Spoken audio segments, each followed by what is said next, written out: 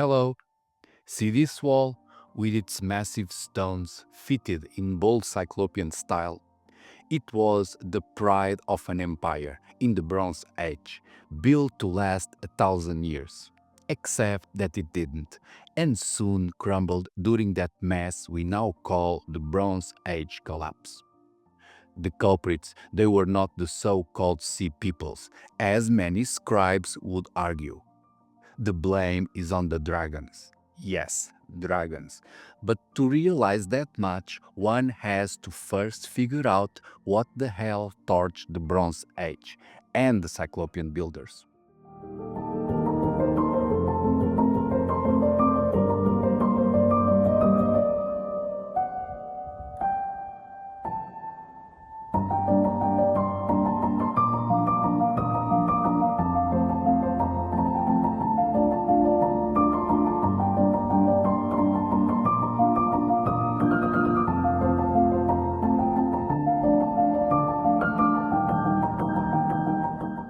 The Bronze Age collapse is the ancient world's version of a wild forest fire. Around 1100 BC, the Mediterranean civilizations went out in flames. Empires crumbled, cities burned, famine and violence were everywhere, cats and dogs living together, absolute chaos. In a short sequence, the world as they knew it back then was left covered in ashes, often literally. The Hittite, rulers of the East, owners of the most exceptional stonework ever, all but disappear, leaving their walls to collect dust for the next 3,000 years.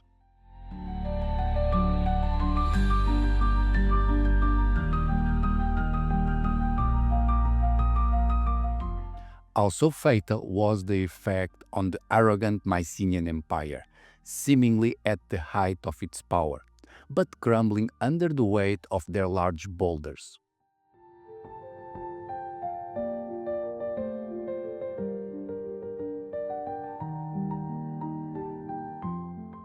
Relatively lucky for having their stone wonders protected by desert sands, the Egyptians not only dealt with second-hand effects of the problem and abused that blessing to mislead us into blaming the victims, known vaguely as the Sea Peoples.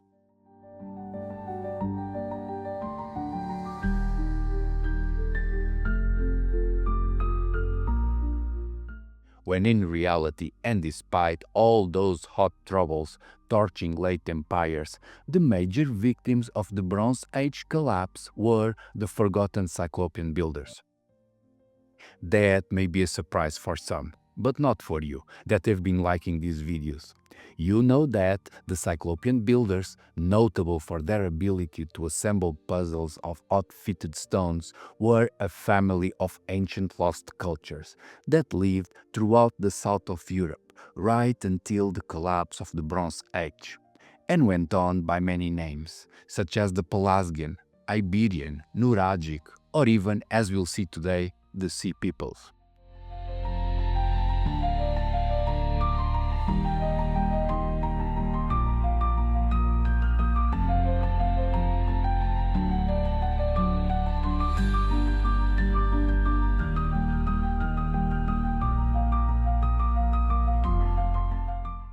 No one calls them dragons, but they should. It's an awesome name, and it fits because these folks loved playing with fire.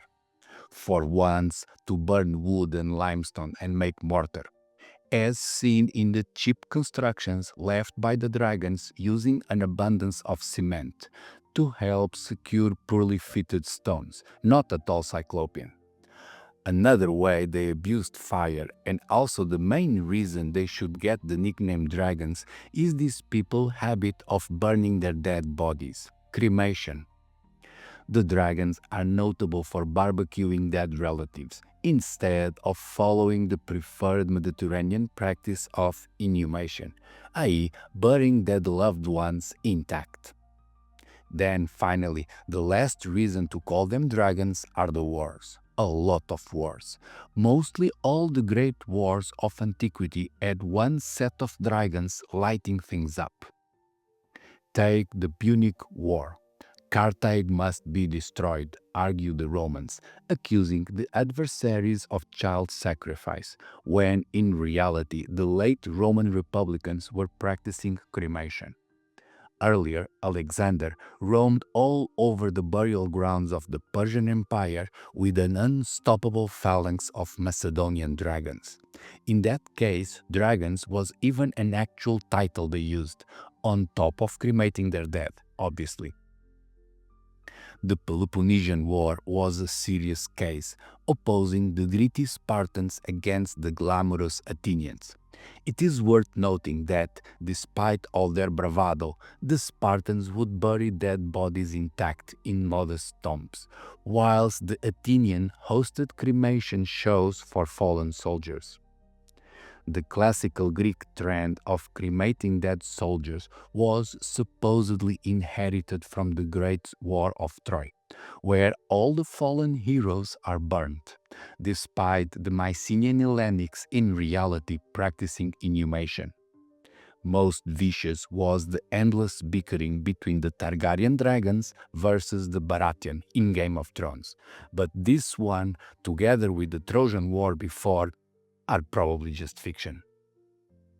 Now, very real and likely bigger than all those other conflicts was the torching of the Cyclopean builders, all of them practicing inhumation, by the incoming flaming dragons during the Bronze Age collapse. A sad sequence of clashes that turned to ashes the now forgotten Cyclopean cultures.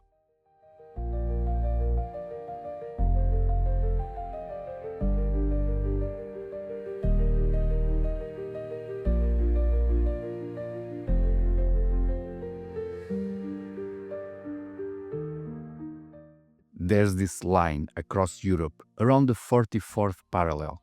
South of it, you've got Cyclopean walls galore, with stone puzzles in nearly every hilltop. North of it, nada. Basically, no Cyclopean walls were built in what is almost all of mainland Europe. It is like the Cyclopean builders hit a wall heading north. That barrier was in fact broken by the dragons when they decided or were pushed to move south, sparkling all those events that we have been describing as the Bronze Age collapse. Let's look at some examples of the borderline tension between the Cyclops and the dragons. In Corsica, the island was as if divided in two. The south side had Cyclopean Taurian towers, whilst the north had none.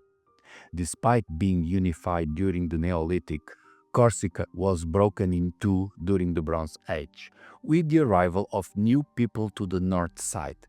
Guess what they did? Yes, they barbecued dead relatives.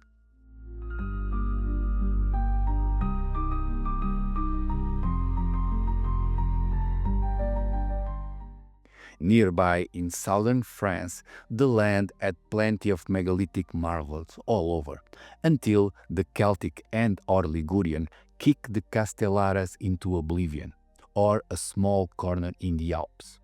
It almost goes without saying that the Celtic Ligurian invaders were cremators, dragons.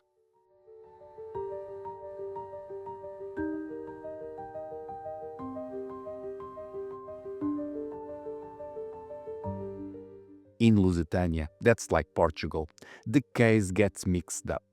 Although we are told the local Cyclopean works were made in the 5th century BC by a Proto-Celtic Castro culture, cremating their dead, the fact is that until the 9th century BC there was no cremation in northern Portugal. Until then, the Lusitanians would bury their dead intact.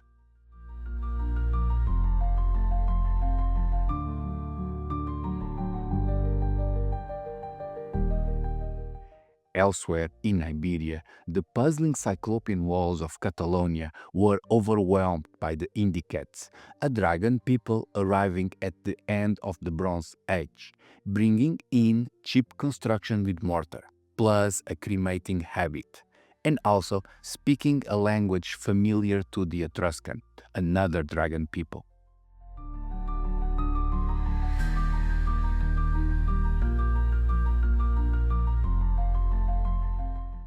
In Italy, despite academic confusion regarding the age in which the Polygonal walls were built, one thing is certain. By the time we get proper written sources in the 4th century BC, the Italian Cyclopean builders were gone, and cremation was in full fashion in Rome.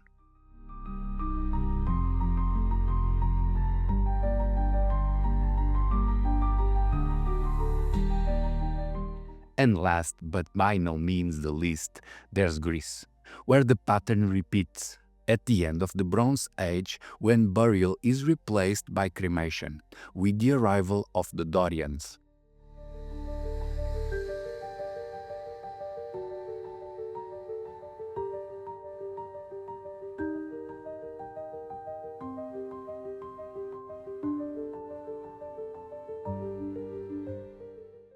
Despite Homer burning all the dead heroes in the Trojan War, the reality of the corpse in Greece reveals a different story. Beforehand, during the Bronze Age in Mycenaean and all the other palatial cultures around, there were proper burial grounds, not barbecues. Then, as if out of nowhere, except for that little nuisance of the Bronze Age collapse, cremation becomes dominant from the 11th to the 8th century BC, a period non-ironically known as the Greek Dark Ages, featuring in the main slums of the time, such as Lefkandi, ashes for the dead, and walls built with mortar. What happened then was the Dorian invasion, an event described in many ancient sources but denied by mainstream academia, mostly because they are lazy and details of the past events can be confusing. However, two things we can be certain about. One, ancient Greek sources mention the Dorian invasion happening right at the onset of the Greek Dark Ages. 2. The Dorians were dragons, cremating their dead, leading the dead Greeks going from proper burials in the Bronze Age into fire pits in the Dark Ages. Third, it's not certain, but that's what I think. The Dorians and the other dragons are the main actors in the Bronze Age collapse, the culprits of the Greek Dark Ages, and slayers of the Cyclopean Pelasgian, or sea peoples.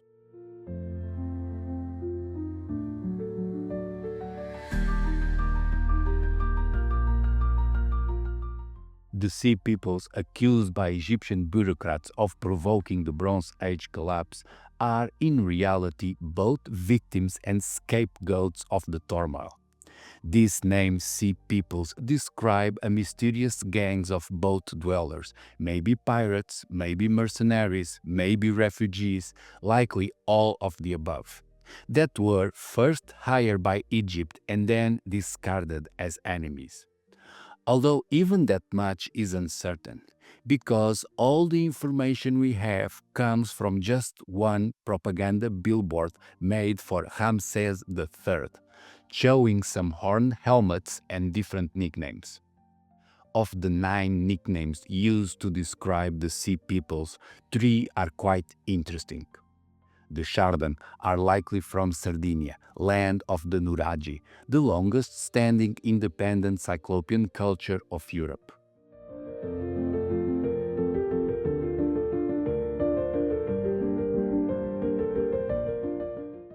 Luca, sometimes confused with Lycian, are a people famed for piracy that left us some cute Cyclopean houses in the south of Turkey.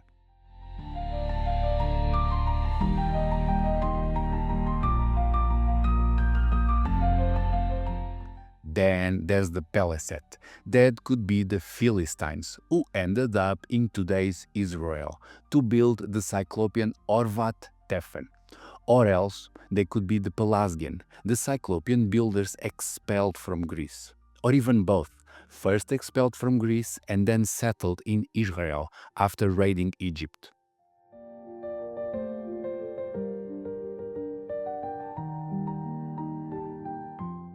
Fun as it was to speculate, it is silly to consider the sea peoples the main agent of the Bronze Age collapse due to just a single Egyptian text, as the troubles were bigger and the ultimate cause had exploded beforehand.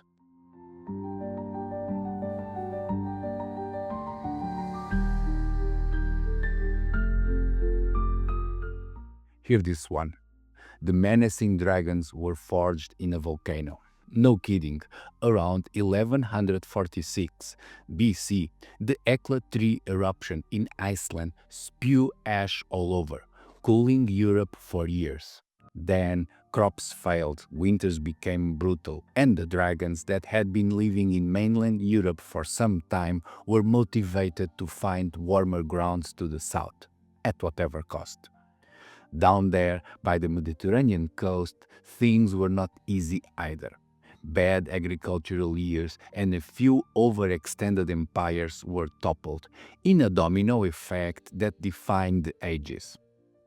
It is then that all those peoples and names we've just covered, with the Dorians, Cyclops, Sea peoples, Mycenaean, Corsican Taurian, Celtic Ligurian, etc., are dragged into these intricate details of a larger event.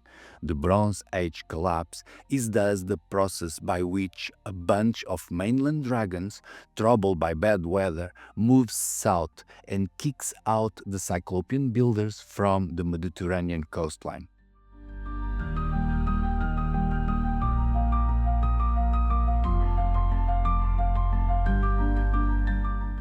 This is something that annoys me. Academics can confidently extrapolate their most fantastic fantasies out of a small shard of pottery. At the same time, they dismiss really big things, like cyclopean walls and death rituals. Experts routinely say ancient people build cyclopean walls because they are bored, and turn to barbecuing grandpa on a whim, implying there is nothing to learn from either what people built nor from how they handle their dead. They, those paper pushers, are obviously wrong. Dragon cremation and cyclopean buildings are not only a big deal, they are natural opposites, incompatible with one another. Take that parallel 44. South of it, there are plenty of cyclopean walls and people practicing inhumation. What is north? Trees. Yes, trees. Cremation, likewise mortar, requires a lot of trees, and trees are scarce in the Mediterranean coastline. So it is all but natural that Cyclops would prefer the south of that line, whilst dragons north of it. Except in times of trouble, when the natural line separating the Cyclops and the dragons, or beer and wine, or butter and olive oil, is being crossed en masse, leading to conflict, to empires falling, and everything else bad, as in the Bronze Age collapse.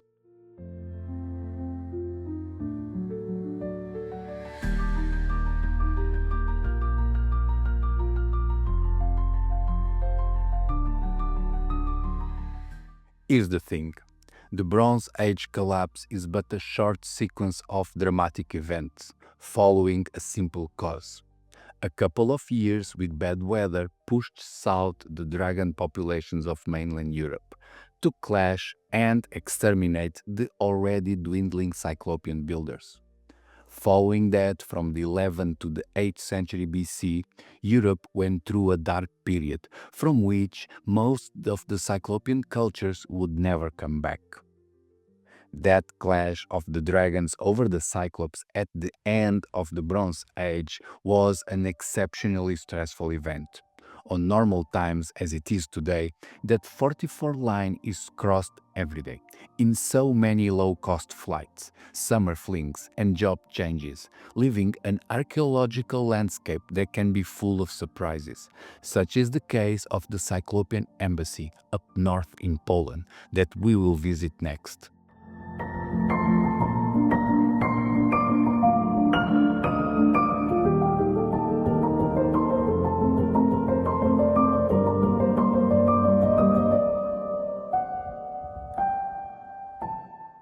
That's it for today.